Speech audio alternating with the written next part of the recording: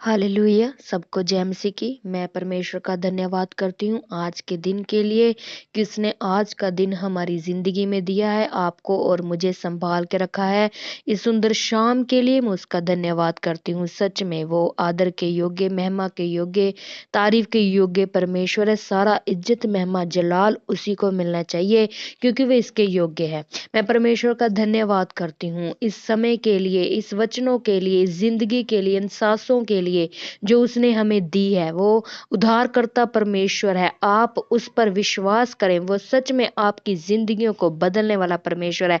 उसके वचन में लिखा है, यूहन्ना 15:16 में लिखा है, तुमने मुझे नहीं चुना परंतु मैंने तुम्हें चुना है और तुम्हें ठहराया है ताकि तुम जाकर फल लाओ और तुम्हारा फल बना रहे, कि तुम मेरे नाम से जो कुछ पिता से मांगो वह तुम्हें दे। हालेलुया। परमेश्वर कहते हैं कि आपने मुझे नहीं चुना, मैंने आपको चुना है। जब आप परमेश्वर को जानते भी नहीं थे तब भी परमेश्वर ने आपको चुना हुआ था, लेकिन आपकी आंखें आज परमेश्वर की कृपा से, दया से खुल गई हैं, जो आपने उसको जाना और पहचाना है और उसको स्वीकार किया है। जब आप उसको स्वीकार करेंगे तो पूरे मन से, तो वो भी आपको स्वीकार करेगा कि ये मेरा प्यारा पुत्र है। मेरे प्रियो, वचन में लिखा है कि हमने नहीं चुना उसको, उसने हमें चुना और ठहराया है कि हम फल लेकर आए। तो अगर परमेश्वर ने हमें चुन लिया है तो हमें फल लाने की आवश्यकता है। हमारी जिंदगी में फल होने चाहिए। विदाउट फ्रूट हम बढ़ नहीं सकते। एक पेड़ अगर उसमें फल ना हो तो वो छांटा जाता है। और प्रभु कहते हैं कि मैंने आपको इसीलिए चुना है ताकि आप फल लेकर आए।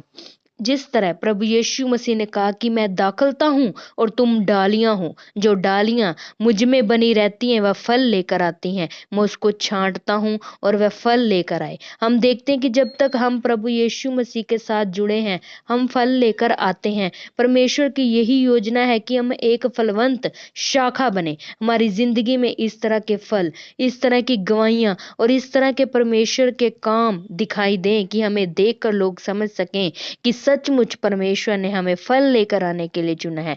यही परमेश्वर की योजना है, यही परमेश्वर का प्लान है हमारी जिंदगी में कि हम फ्रूटफुल हों। हम बांझ नहीं बल्कि फ्रूटफुल हों और हमारी जो भी जिंदगी में हम परमेश्वर को देना चाहते हैं उसको अपने फलों के रूप में दें, ताकि वो हमें और आशीषित करे और बढ़ाए। परमेश्वर के दासों की ओर देखें। वचन में परमेश्वर के दास ऐसे हैं जो बहुत सारी प्रार्थनाओं को करते थे, परमेश्वर के साथ वफादार थे और खुदावंद ने उनको क्या किया? फलवंत किया, उनको आशीषित किया। आज हमें भी जरूरत है उसके साथ वफादार बनने की। वो हमें फलवंत करेगा। आइए मैं आपके लिए प्रार्थना करती हूँ।